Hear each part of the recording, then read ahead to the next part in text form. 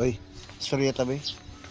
Naisip lang na ako ba kanang concept na you attract who you are and not your want.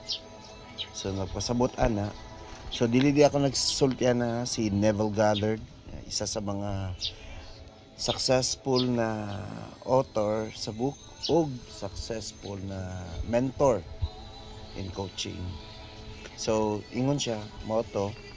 So ang gina-emphasize mo gud ana, maski magsulti magug kag maayo og kanang gina-wish nimo ug gusto nimo tapos wala nag-fit in sa imong una ug sa suluran nimo dili gyapon na mahitabo, di ba?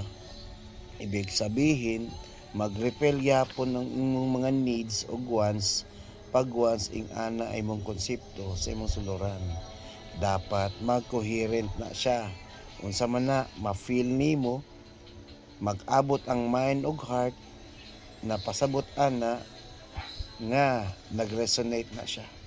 So ingana lang mao na ang pasabot sa iyang konsepto. Timan ina.